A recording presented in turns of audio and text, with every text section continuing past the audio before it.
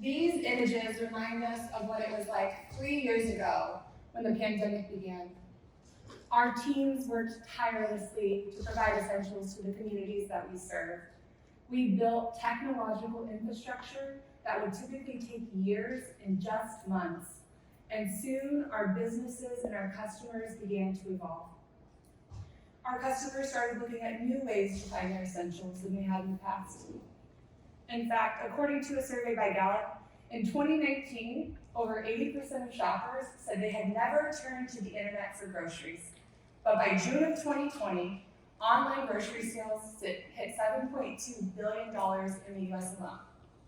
While those sales have since leveled from the pandemic, our customers' comfort with technology has continued to evolve. And that comfort poses a risk for us. Many of you in this room were involved in accelerating our omni-channel strategies just to keep up. But our strength is in the way that we operate stores. Our strength is in our customer experience. And we can win this, but it requires us to be honest with ourselves. The customer experience has changed since the pandemic, and the pain points that our customers have today are costing us money, and they're costing us loyalty. And there's a word for this. It's called friction. And friction is any step in a customer experience that prevents someone from buying a product, from having success with the product, or even finding value in the product. And as we look at friction in our stores, we recognize that the checkout process has a lot of friction. But we are here to share with you that there's technology right now that we can leverage to turn those pain points into positive experiences. So we invite you on a journey today of reimagining the checkout by adopting this idea of outsourcing it. And we want you to use this presentation as your catalyst to implement bold checkout experiences that our customers will be ready for. Good afternoon, my name is Faith Gerard-DeFreitas, and I am joined on stage with Kevin Berry from Shaw's and Star Markets, Delaney DeShaw from Niagara Bottling, Jake Chung from Gelson's, David Ratcliffe from Bimbo Bakeries USA, and Mindy Tamperon from Albertsons Companies. And together, we are Team Techni-Kart. And our team believes that we have a great competitive advantage against threats like Amazon and Walmart in our customer experience. But if we don't do something, our strong foothold in grocery will continue to be chipped away over time. As we looked at trying to improve the customer experience, we recognize that the checkout is a key area that needs attention. But we are here to tell you why our customers are ready for advanced cart technology and why the innovations that we found outside of our industry and the early trials that have happened in ours have positioned us to seize this opportunity.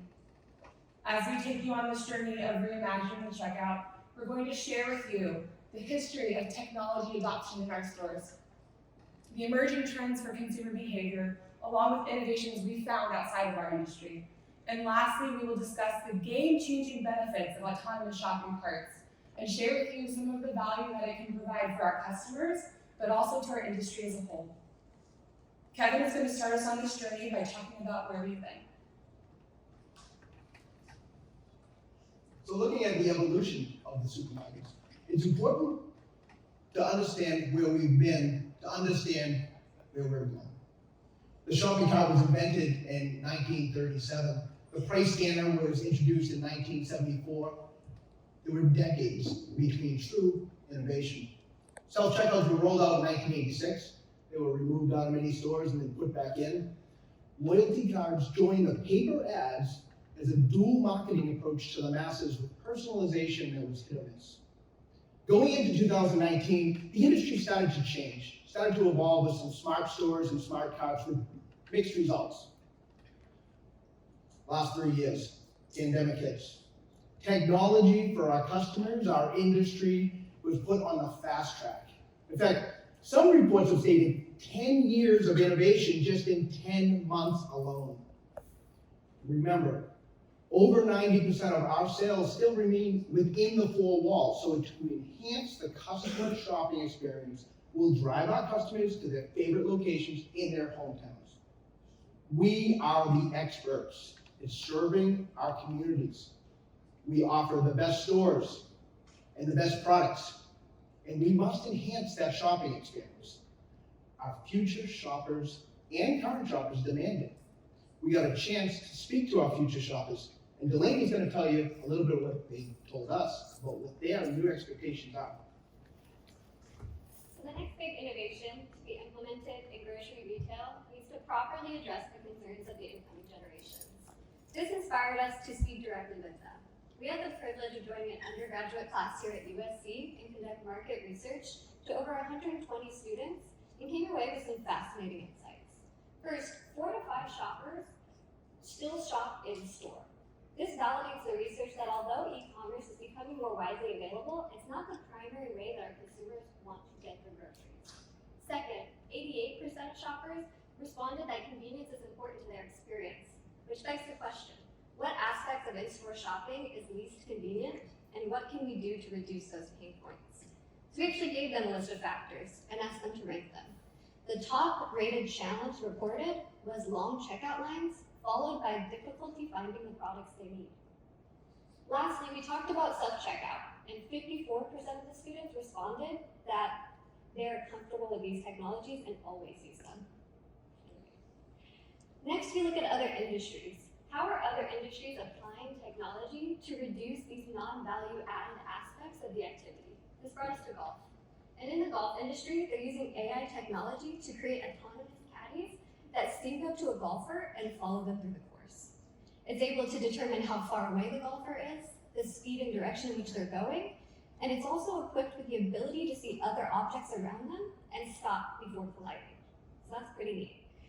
As a non-golfer, and well, me, I would find it very helpful to have my golf club be carried for me.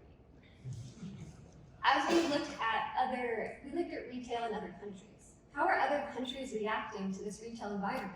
And we found a study that said that 46% of cashier roles would be replaced by technology by 2030.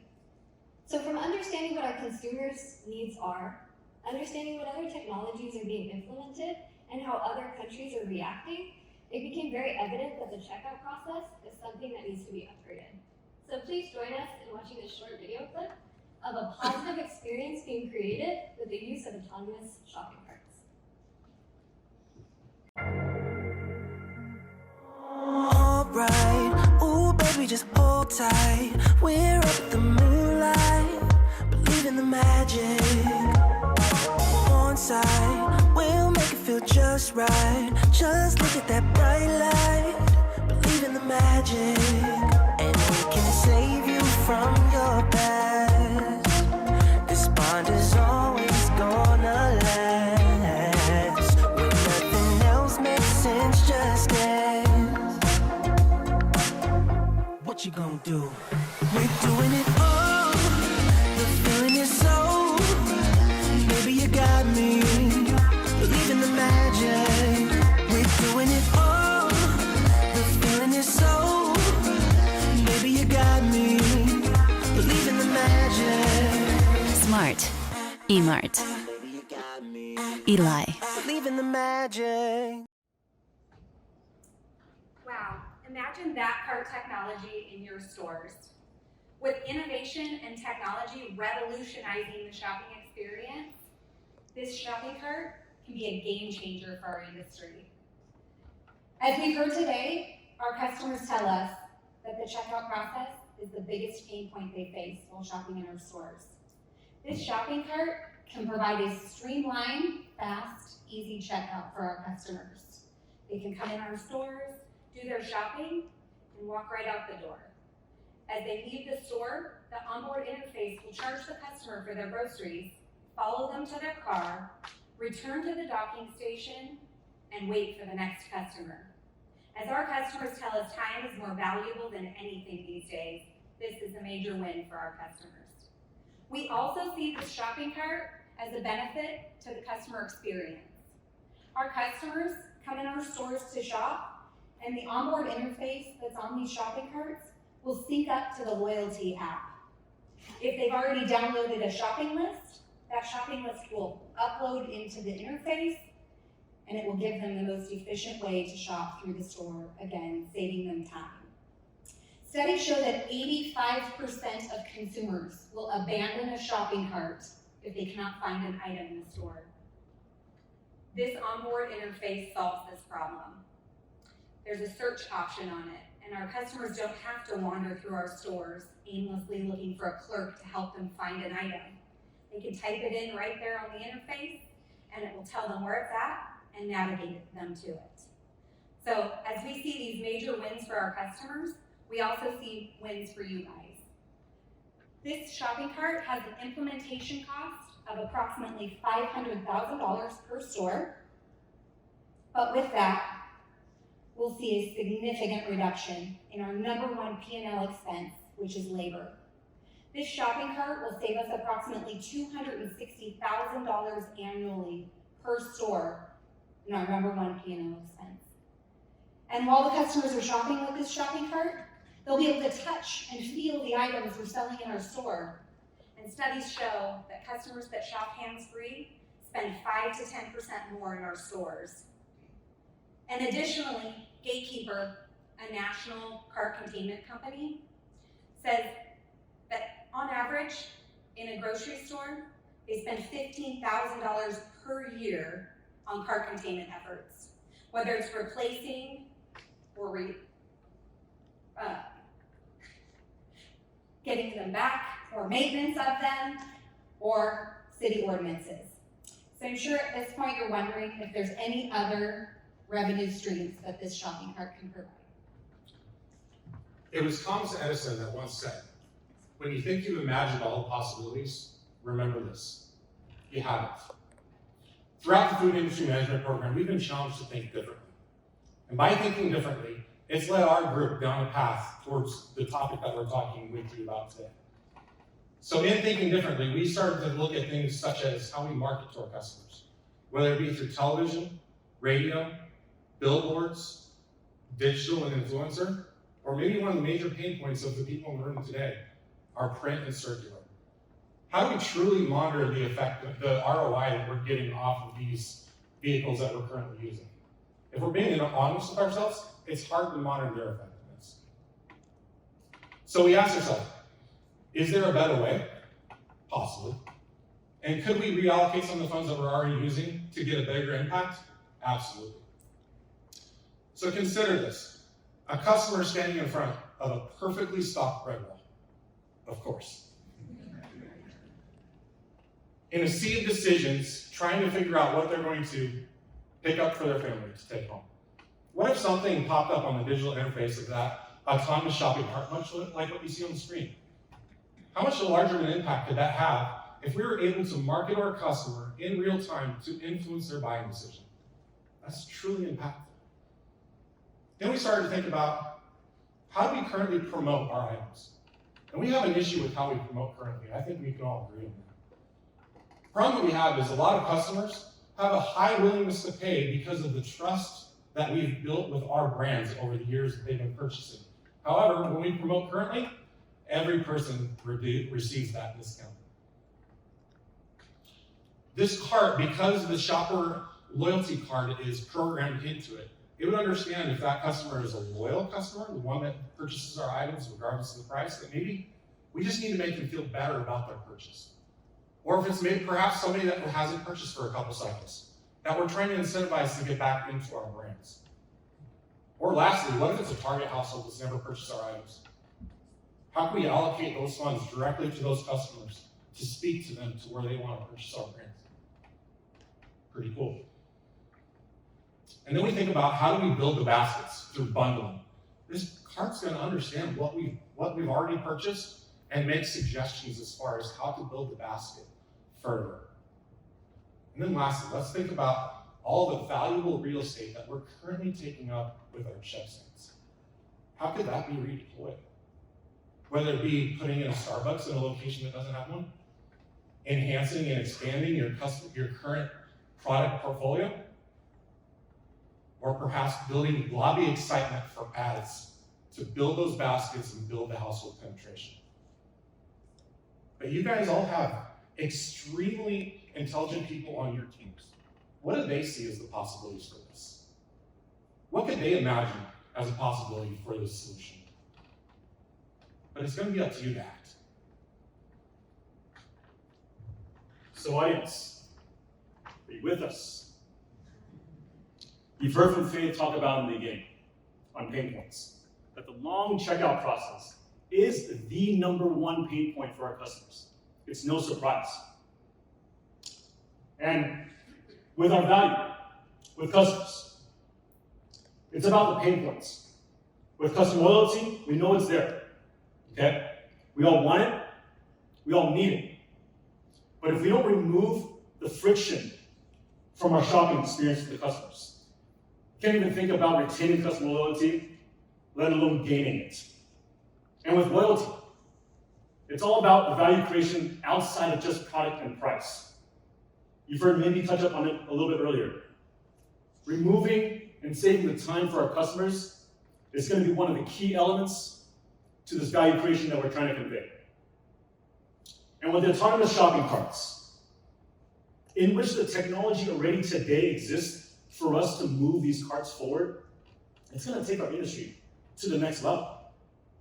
You've heard David mention a little bit earlier about how CPG companies are going to be craving the real-time marketing opportunities that these carts are going to provide, let alone the saved labor costs alone is going to make these carts a smart investment.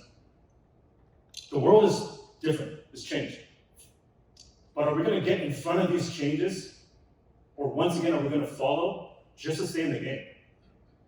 As Kevin mentioned, some companies have fast-forwarded 10 years in just 10 months of time. So, with that being said, it's also turning the pain points, taking each one of the pain points and turning those into positive experiences for our customers, creating that experience for the experience. And lastly, acknowledging that the world has changed and is different. But it's to also get in front of that through our solution of this advanced cart technology. So audience, we're not here to give you all the answers. That'll be too easy. But we're asking you to adopt our idea that our customers have been pleading us to solve, which is to remove the friction from the customer shopping experience. And starting from the very, very top of evolving the checkout process so that you may take this back to your teams and start implementing your version to this solution. And again, turning those pain points one by one into those positive experiences for our customers. And lastly, is just to acknowledge that the world has changed, that it's different. But for us to all get in front of this changed world through our modern cart technology solution. Audience, on behalf of Team Techni-Kart, we'd like to thank each and every one of you for your opportunity today. And we'd like to open up this time for any questions you may have.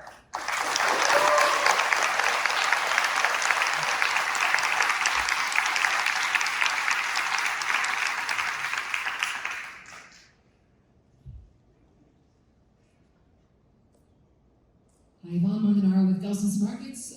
One real question and one not real question. I'm in charge of marketing. I think I heard you say marketing is going to pay for this. I don't think so. The question is there anything that you've researched in this that would help with theft shrink? So is there anything about the smart carts that you learned that would help us to eliminate people walking out the door or pushing the carts out the door with carts full of expensive merchandise? Yeah, so we've done a lot of research regarding that because that's a very sensitive subject right now, right? So the carts themselves are GPS tracked. So there's some technology being used right now on the Uber Eats, Oscar, which will do delivery right to the person's home. And there's been people have tried to steal these carts themselves, and the police have been dispatched right away. So as far as the cart being stolen from the lot, that's one thing. They're also very heavy, right? They have some batteries to them. They're very heavy to steal. These will be able to be shut down in a geo zone, so that the wheels will lock up automatically. So as far as theft, there's going to be a bunch of different avenues to kind of control that.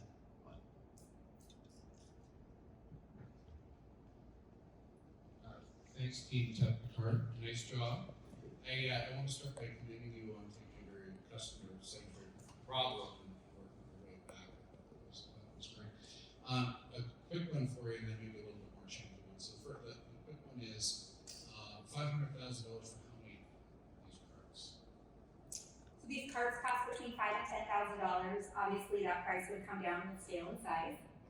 So 50 carts deployed into a store. Okay, great, thanks.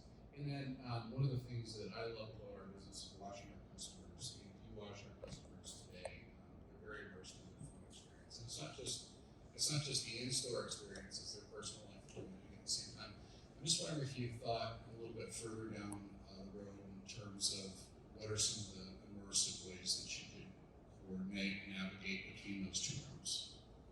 Yeah.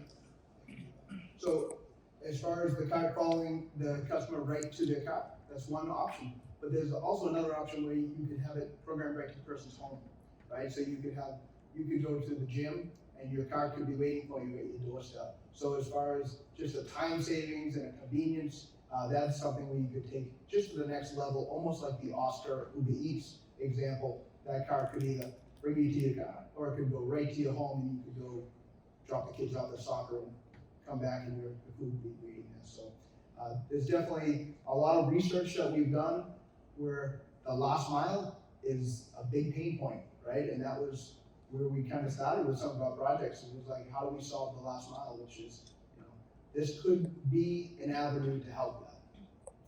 And as far as the loyalty app on the phone syncing up to the onboard interface, you could use either the phone or the interface on the shopping cart to do your shopping. So if you don't want to use the interface and just your phone, you could also do that, because they should be streamlined across all web, like PC, computer, app, and onboard interface. And I'd like to add to that question as well.